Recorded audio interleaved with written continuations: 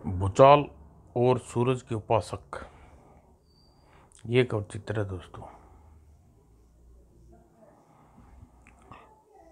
महाबली भूचाल कभी बेहद आराम के मूड में भी आ जाता है, जैसे कि उस दिन ओह बहुत देर तक सोया मैं, आज सुबह का सारा व्यायाम रहने ही दिया जाए, पहले तबीयत से स्नान किया जाए।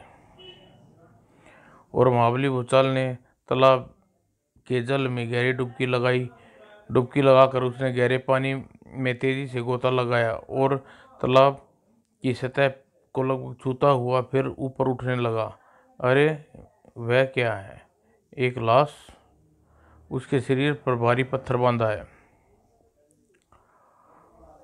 लाश के निकट पहुंचकर महाबली ने भूचाल ने शिकारी चाकू द्वारा पत्थर से रस्सी काट दी और लाश को लेकर तालाब से बाहर निकला।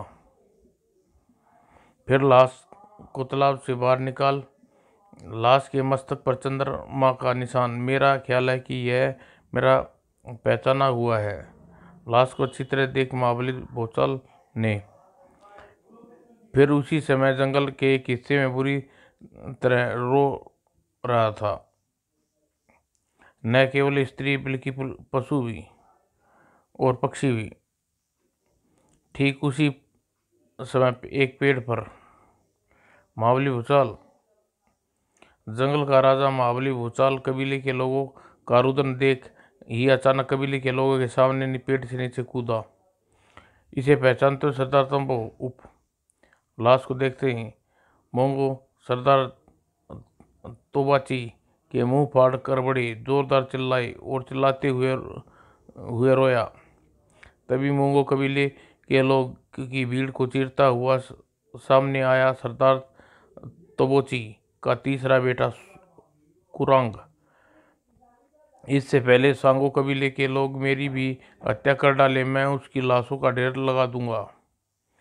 बहुत ज़्यादा जोश में मत आओ कुरांग, मैं सिर्फ जोश में नहीं हूँ महाबली भूचाल, मेरी पूरी तरह होश में हूँ और कसम है मुझे अपने स्वर्गवासी भाइयों की, जब तक सांगो कबीले को कुत्तों के होश ठिकाने नहीं लगा दूंगा चैन से नहीं बैठूंगा।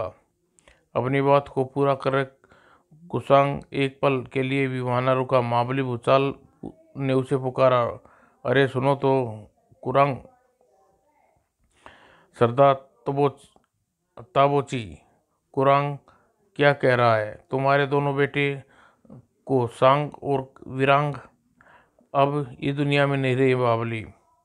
ओह नहीं, यह सच है महाबली। मेरे दोनों बड़े बड़े बेटे पहले 2 दिनों में हादसों का शिकार हो गए हैं और आज ये तीसरा दिन मुझे तीसरी लाश का प्रिय क्यूमांग को देखनी पड़ रही है। क्यूआंग के साथ मैंने अपनी लाडली बेटी वनीला का ब्याह इन्हीं सर्दियों में करने का निश्चय किया था। क्यूआंग हमारे कबीले का सबसे बहादुर योद्धा था और तुम्हारे तीसरे बेटे कुआंग के विचार यह काम सांगो कबीले का लोगों का है। हाँ, वे लोग सूर्य के उपासक हैं, जबकि हम चंद्रमा के पुजारी। उनके और हमारे रीति रिवाजों में जमीन आसमान का पूर्व पश्चिम का अंतर है महाबली। वे सांग और विरांग की मौत कैसे हुई यह बात और है सरदार तोबाची। वो सांग की लाश परसों सुबह एक पेड़ पर लटकती पाई गई, जब विरांग के सीने में कल रात एक खंजर घोंप दिया गया और वैसे ही खंजर जंगल में सिर्फ सांगो कबीले के लोग प्रयोग करते हैं। और वियांग को किसी ने मार कर भारी पत्थर से बांध कर तालाब में फेंक दिया और वूकांग की हत्या निश्चित ही रात के 3-4 बजे हुई तथा लाश को 5 बजे के करीब तालाब से फेंकी गई, जबकि हाथियों का एक झुंड रोज की तरह तालाब के पास से गुजर रहा होगा। निश्चित रूप से वुआंग को शिंगो कबीले के लोगों ने मारा है। पिछले 1 माह में लगभग रोज ही हमारे कबीले के लोग सांगो लोगों से टकराव हो रहा है, परंतु ऐसी भयानक स्थिति में कभी न आई थी। एक तरह से भयानक दुख हादसे से मुंगो कबीले के लोग खून के आंसू रो रहे थे। ठीक उसी समय सूर्य उपासक सिंगो कबीले के लोग खुशी से जश्न मना रहे थे। शाबाश, सांबहो सांबहो, बुम बुम, गिली गिली गिली।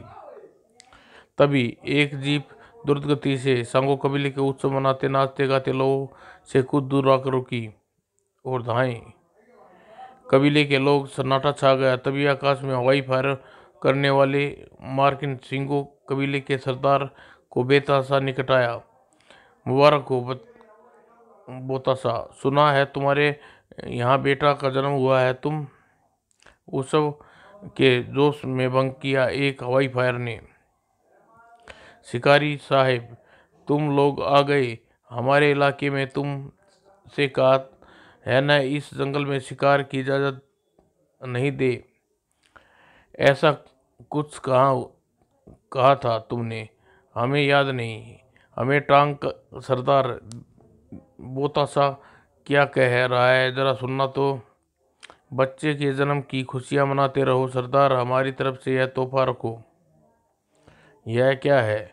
इसे बुलेट कहते हैं सरदार, और इस तुम्हारे नवजात बेटे के नाम लिखा है। लेकिन हम नहीं चाहते हाथियों का शिकार करते करते यह गोली तुम्हारे बेटे को लगे और तुम्हें उसके लिए लकड़ियाँ इकट्ठी करनी पड़े।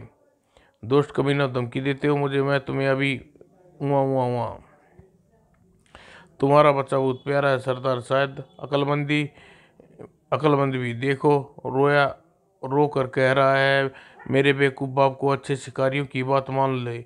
यह लूसी है सरदार, चाकू चलाना बहुत अच्छी तरह जानती है। अगर तुम्हारे बच्चे की चमड़ी अभी बहुत नरम है, फिर भी हाथियों की सख्त खाल न मिली तो यह नरम खाल भी अपनी प्रैक्टिस जारी रख सकती है। हमारे लिए खाने पीने का सामान का बंदोबस्त करो सरदार, और बातें तभी करेंगे जब हम तुम्हारी पत्नी करोला बेहोश हो गई है। उसकी सेविका कुछ ज़्यादा ही क्लोरोफॉर्म सूंघ लिया, उसे दुनिया में रहना ज़्यादा अच्छा नहीं लगा शायद। उधर महाबली भूचाला बड़ी मुश्किल से मूंगो कबीले के लोगों को उसके सरदार तबाची को समझाने के बाद, मैं अब जा रहा हूँ सरदार तबोची, और तुम ध्यान रखना तुम्हारे कबीले का कोई व्यक्ति अकेला कहीं नहीं जाए। सब लोग 4-4, 5-5 आदमियों के ग्रुप कर रहे। सांगो कबीले के लोग के खिलाफ तुम्हें कोई युद्ध शुरू नहीं करना। हम आपकी बात नहीं टालेंगे महाबली। उधर सरदार तबोची अपने एकमात्र जीवित बच्चे तीसरे बेटे कुरान की रक्षा मुझे करनी पड़ेगी, तभी जंगली कबीलों के बीच शांति बनाए रखी जा सकेगी। और कुरान अकेला ही भाग निकला, मगर कहाँ, किधर, किस इरादे से? अरे शेरा, तुम्हें अपने पालतू बाज शेरा की तलाश में महाबली भूचाल की नज़र आकाश में चारों ओर दौड़ती चली गई। फिर जोरों से चिल्लाया, हिकांच। शेरा कुछ ही देर में लौट आया और महाबली भूचाल के चारों ओर चक्कर काटने लगा। मुझे कुछ दिखाना चाहता है शेरा, क्या दिखाना चाहता है? और जिस तरफ शेरा अपने स्वामी महाबली भूचाल को ले गया, वहाँ ओह, मरा हुआ भेड़िया, किसी चीज़ से मुंह कुचल दिया। वह टायरों के निशान, लगता है कोई शिकारी जंगली में आए हैं। बेचारा भेड़िया वृद्ध बीमार था और टायरों के जख्मी के कारण खुद को बचा ना पाया। कौन आया है जंगल की शांति भंग करने? अंधेरा होने में अब बहुत देर न थी, लेकिन टायरों के निशान के पीछे आता महाबली भूचाल अभी मंजिल के बहुत दूर नहीं रह गया। टायर के निशानों का पीछा करके शायद कुछ मालूम हो। सूर्य उपासक सिंगो कबीले में अब उत्सव का माहौल न रह गया था। मेरा बच्चा अबू, मुझे मेरा बच्चा चाहिए। तुम मेरे पति हो, मेरे रक्षक हो, मेरे शरीर के टुकड़े, मेरे बच्चे की भी रक्षा करनी चाहिए थी तुम्हें। कह दो उन गोरों शिकारियों से मेरा बच्चा मुझे दे दे, वरना एक एक का खून पी जाऊंगी मैं। तुम्हारे पहले से तुम्हारे बच्चे का खून पिला दूंगी मैं। टॉम बाहर खड़ा है। सरदार उसके साथ है। जाओ, मार्टिन तुम्हारा इंतजार कर रहा है। उसे यहाँ आना पड़ गया तो वह तुम्हारी बीवी की लाश पर बैठकर ही बातें हो सकेंगी। बेहुदा औरत पसंद नहीं, इसलिए उसे सहन भी नहीं करता। सरदार बेतंगा सिर झुकाकर टॉम के साथ चला गया। लूसी वहीं रह गई। मेरा बच्चा मुझे दो, बहुत भूखा है। यह देख न रही वो कैसे रो रहा है। भूखा है मगर जिंदा है, जल्दी मरने वाला भी नहीं है। बहादुर सरदार बोतासा और तुम्हारा बच्चा है आखिर। मगर हाँ, इसे रोने की आवाज़ बहुत बुरी लग रही है। नहीं नहीं, मेरा मतलब यह नहीं था। रोने दो, रोने दो। मेरे बच्चे को बहुत मीठी आवाज़ में रो रहा है, बू। उसी समय सूर्य उपासक सिंगू कबीले का सरदार बेतनसा झोपड़ी से बाहर आ पहुंचा और बदले की आग में जलता चंद्रमा का मूंगा कबीले का सरदार तोमची का तीसरा पुत्र कुरन। अपने भाइयों के लहू का बदला तुम्हारे लहू से लेने आ गया हूँ सरदार बोतास। बाहर कोई है? कौन? और फिर आई, कहाँ है तेरा बच्चा और तुम्हारा बाप? ईसा छुरा फेंक दे, तुम्हारे हर सवाल का जवाब दूंगी। कुसान फुर्ती से घूमा और जान कर उसके गले पर चाकू रखने वाली एक औरत है और औरत पर काबू में कर लेना, यही सोचकर कुरान भूल गया कि अंत में लूसी ने चाकू कुरान के जख्मी कर दिया। वह बुरी तरह भयभीत हो गई और कुरान चीखती चली गई, बचाओ बचाओ। ठीक उसी पल मार्टिन सोंगा कबीले का सरदार बोतास को आखिरी चेतावनी देते हुए कह रहा था, जंगल में अनिवार्य रूप से शिकार करने से जुर्म में तुम्हें गिरफ्तार करवा दिया सरदार बोतास, मगर फिलहाल मैं जमानत पर छूटा हूँ। 15 बाद कोर्ट में मेरी पेशी आता। इससे पहले मुझे ज़्यादा से ज़्यादा माल बटोर कर यहाँ से चल देना और तुम मेरा काम जल्दी से जल्दी पूरा होना तुम पर निर्भर है। मेरे साथी टॉम के पास 2 नहीं 100 और उससे अधिक हाथियों को बेहोश करने लायक, हाथियों को घंटे बेहोश की नींद सुला देने वाली सुइयां हैं। हाथियों को बेहोश करेगा और तुम्हारे कबीले के लोग बेहोश हाथियों को खूबसूरत दांत निकालेंगे, इकट्ठे करके मुझे देंगे। याद रखना, कोई चालाकी तुम्हारे बच्चे की जान ले सकती है। बच्चे की ज़िंदगी से प्यार है तो चुपचाप मेरी बात मानते चलो। जितनी जल्दी मेरा काम खत्म होगा उतनी जल्दी इस जंगल से चला जाऊंगा। वार्निंग। मार्टिन ने सरदार बोतास को दोबारा अच्छी तरह समझाते हुए अपनी बात पूरी की। बाहर से बहुत शोर सा उठ रहा है। सरदार बोतास तेजी से बाहर निकला और पीछे पीछे लपका मार्टिन। बाहर टॉम एक कोने में खड़ा था। क्या बात है टॉम, कैसा सो रही है? सरदार एक झोपड़ी की ओर से आ रहा है। कहीं लूसी ने सरदार की बीवी को साफ तो नहीं कर दिया? लूसी ऐसा हरगिज नहीं कर सकती। वह जानती है यदि ऐसा कोई हरकत की तो सरदार बेतांस भयभीत कर उस कबीले के लोग मनचाह काम लेना हमारे लिए मुश्किल हो जाएगा। फिर भी तैयार रहो, शायद अपनी गनों का इस्तेमाल की जरूरत आ पड़े। लेकिन गनों का इस्तेमाल की जरूरत न पड़ी। लूसी ने कोई मूर्खता न की थी। सरदार बेतांस बच्चे के लिए वह कबीले के बीच निकल उनकी ओर आ रही थी। क्या हुआ लूसी? कुछ नहीं, सांगो कबीले का शत्रु मूंगो कबीले का सरदार का लड़का सरदार बेतांस के बच्चे की हत्या करने आया था। इस बच्चे की हत्या करने? हाँ, लेकिन इसी की हत्या करने। लेकिन मेरा चाकू से जख्मी हो गया, पकड़ा गया। वह अगर कामयाब हो जाता तो हम नाकाम हो जाते। कामयाब जरूर हो जाता अगर बच्चा माँ के पास होता। अरे ये तो हमारी जीप है। यह कौन है? बहुत खूबसूरत है। शानदार, जमामर्द। क्या नाम है इसका? महाबली भूचाल। कैसे आना हुआ बली महाबली? मैं कुरांग को ले जाने के लिए आया हूँ सरदार बेतांग।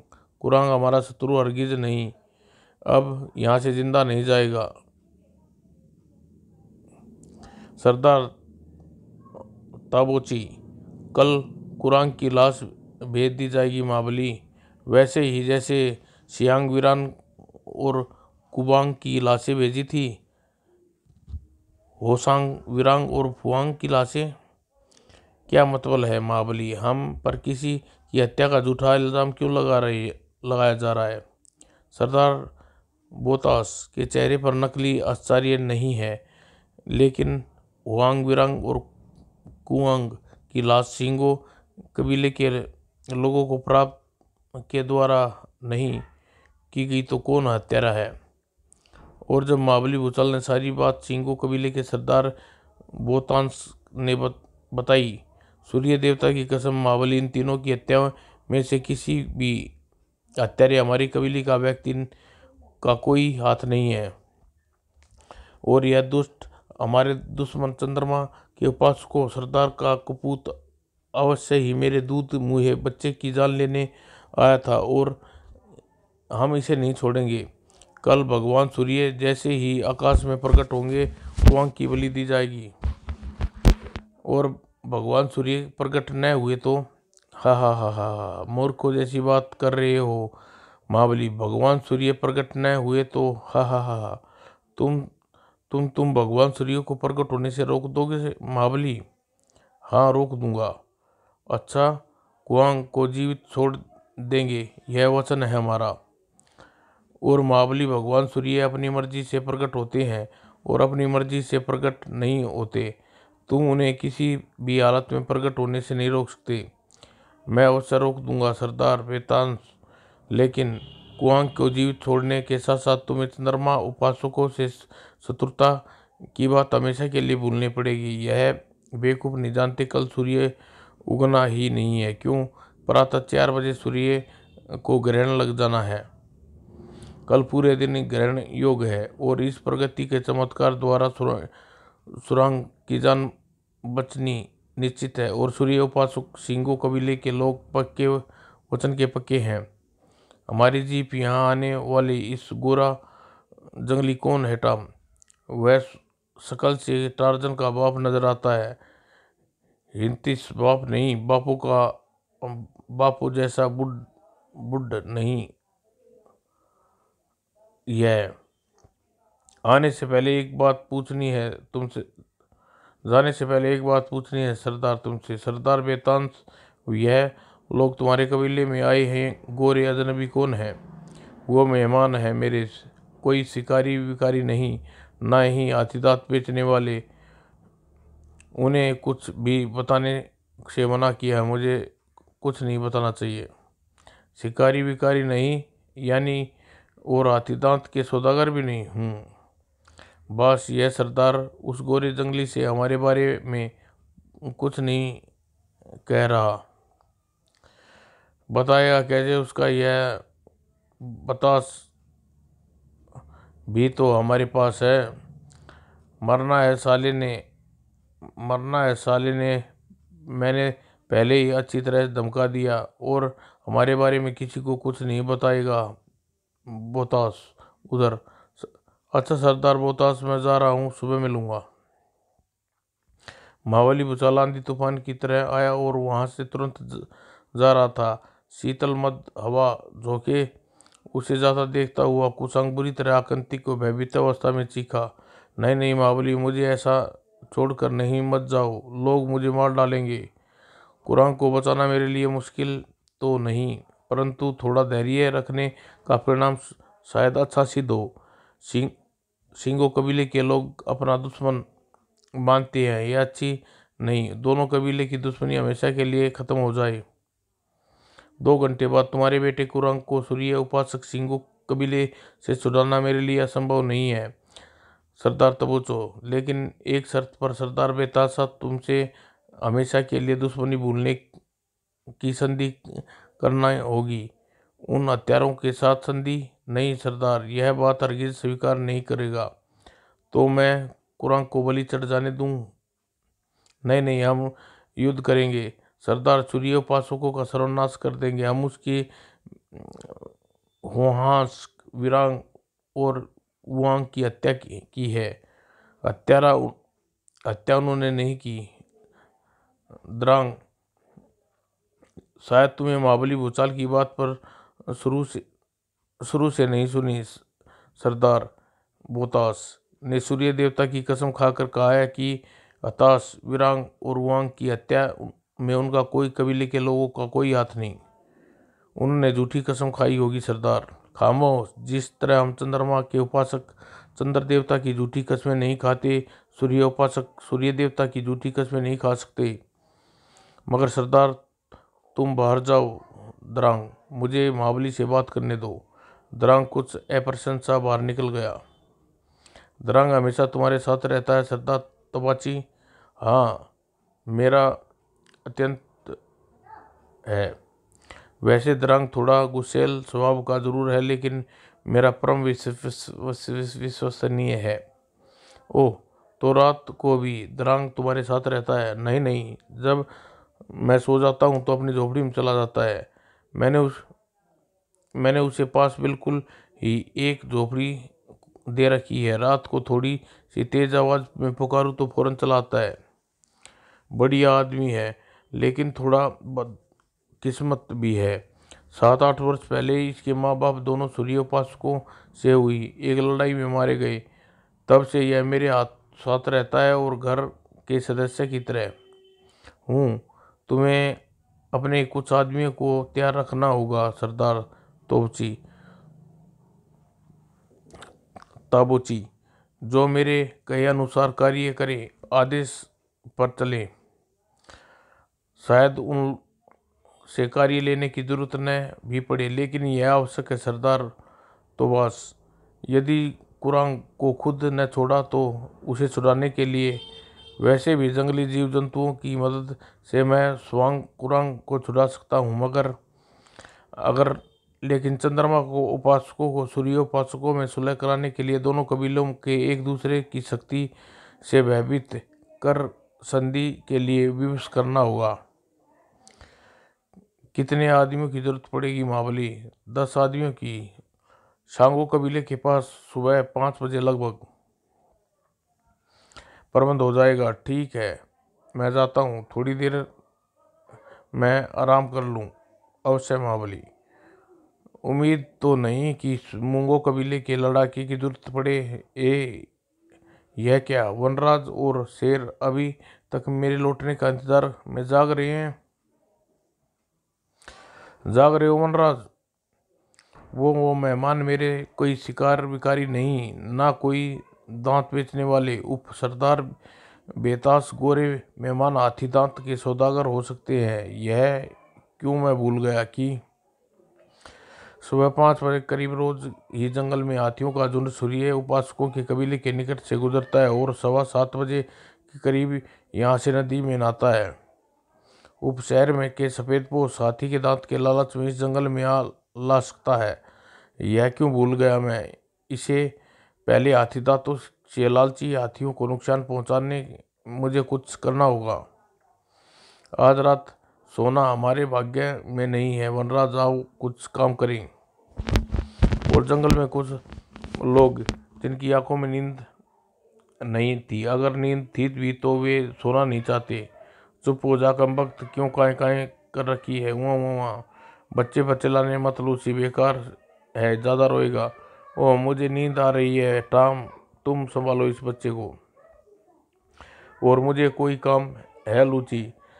रात भर पहरा, सुबह हाथियों के सिर से 2 से अधिक संख्या में बेहोश करने की तैयारी करना हूँ। काम टालने के लिए बहाना क्यों कर रही हो? बहस मत करो लूसी, तुम्हें सिर्फ एक यही जिम्मेवारी सौंपी गई है। अगर तुम सबसे महत्वपूर्ण यह रात की बात है। तुम संभालो रहो बच्चों को। यह काम मेरे या टॉम के बस का नहीं। तभी चिंगाड़। तुमने यह आवाज़ सुनी टॉम? हाथी की आवाज़ है, शायद सुगंध अच्छा है। शुरू इसी समय कर दें मार्टिन। पागल मत बनो टॉम, जरा सी लालच के खेल खराब न हो जाए। हमें सिर्फ एक हाथी के दांतों से सबर नहीं करना। हाँ लूसी, तुम अपना रिवॉल्वर निकाल लो। टॉम जीप चेक करके तुम जाओ, मैं जा रहा हूँ यह देखने की समय यह हाथी कहाँ से आया है। मैं देखता हूँ गोरे जंगली ने जीप के साथ कोई छेड़छाड़ तो नहीं की। हम हाथी दांत लाद कर जीप भगाने लगे तो स्टार्ट ही होना। इनमें से चाबी निकालना मत भूलना। नहीं भूलूंगा, तुम्हारे जैसी गलती करने की आदत नहीं मुझे। चलता हूँ लूसी, मैं भी देखता हूँ कि हाथी इतनी रात बीते मरने के लिए यहाँ चला आया। मार्टिन के बाद टॉम भी बाहर निकल गया। हाथी की आवाज़ हिसाब से इसी दिशा में होनी चाहिए। चित पड़ा है, मर गया या बेहोश है, ये सांस चल रहा है। अचानक उफ, यह क्या गजब। एक हाथ टॉम के मुंह दबोच लिया, दूसरे से नफातुल्ला बार खड़ाक टॉम की कनपट्टी पे किया, तुरंत बेहोश हो गया। फिर मामूली भूचाल टॉम की तलाशी में मिली आधुनिक स्पिन गन। एक 7-8-10 जहरीले सुइयां छोड़ने वाली स्पिन गन कंधे और बाँह जोड़ के बीच रखी। क्या यहाँ 1000 से अधिक सुइयां की डिब्बी। तभी कोई पता खटका, किसी के सांस लेने की आवाज़, यानी कोई और भी यहाँ आ रहा है। जो था वह काफ़ी पीछे अंधेरे में छिपा रह गया। बाकी महाकाल भूचाल बहुत आगे निकल गया और फिर नजरे से ओझल हो गया। कुछ क्षण बाद द्रंग उफ, ओह महाबली, यहाँ क्या करने आए थे तुम? मुझे सरदार ने भेजा है कुरंग को छोड़वाने के लिए। झूठे, तुम सरदार के नहीं भेजा, परंतु दल दिल के हाथों मजबूर होकर तुम यहाँ आए गई। तो ठहरो, इस आदमी के पास, इसे यहाँ से हिलने न देना। कुरांग का बाल विवाह का नहीं होगा, मुझ पर भरोसा कर सकते हो तुम। मैं वनराज के साथ दूसरी गोरे शिकारी की खबर लेने जा रहा हूँ, तुम फिर यहीं लौटूंगा। और वह सब कुछ ठीक ठाक है। जीप का छेड़छाड़ नहीं की गोरे जंगली ने। चलो यह भी अच्छा रहा, वरना हाथों में कितने कितने हाथी दांत लेकर भाग पाते हम तीनों। और तभी वो यह क्या, इतनी तेज धक्का टॉम लूसी। और इससे पहले मार्टिन जी संभालने के लिए कुछ करता जीप पेड़ से टकराई। मार्टिन की आवाज़ लूसी ने सुनी। मार्टिन की चीख, जरूर कुछ गड़बड़ है, शायद जैसे ये अवसर के लिए मुझे स्टेन गन के साथ रखी थी। मार्टिन, अगर बच्चे को यहीं छोड़ना होगा, मुझे स्टेन गन हाथ में नहीं संभाल सकती। और बच्चे को वहीं झोपड़ी में छोड़ लूसी ने स्टेन गन उठाई और तेजी से दीवार की ओर लपकी। ओह, रास्ते में अड़ा महाबली भूचाल का पैर और अड़ंगी लूसी के मुंह के बल धरती पर गिरी और स्टेन गन उसके हाथ से छूट गिरी। महाबली भूचाल ने के हाथों में संभाल ली। लूसी ने अपनी कमर में फंसा हुआ छुरा बिजली की तेजी से निकाला और भूचाल की तरफ फेंका।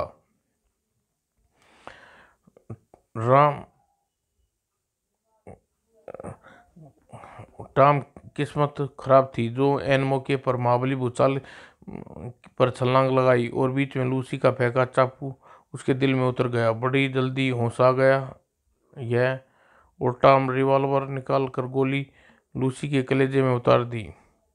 महाबली भूचाल तुरंत ही जिधर दोरांग को छोड़कर आया था, दोरांग कि इस गोरे की निगरानी के लिए यहीं छोड़ा था मैंने। वह बदमाश तुम्हारा वार पूरी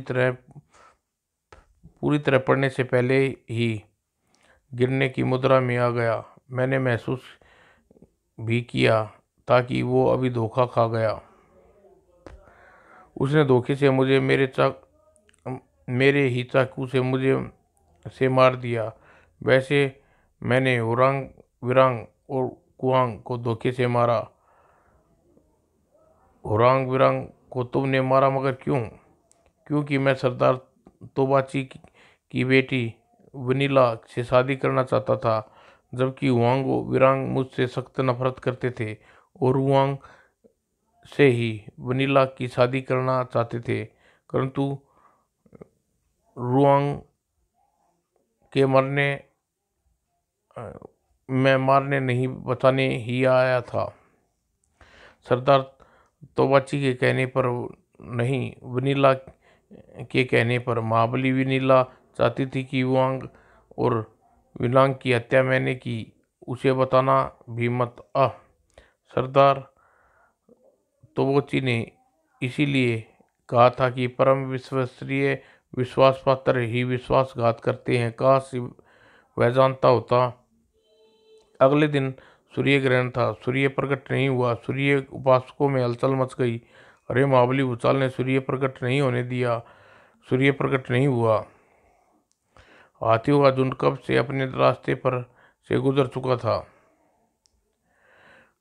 और सरदार ताबोची ठीक 5 बजे अपने 10 लड़ाकों के साथ सांगो कबीले के निकट पहुंच चुका था।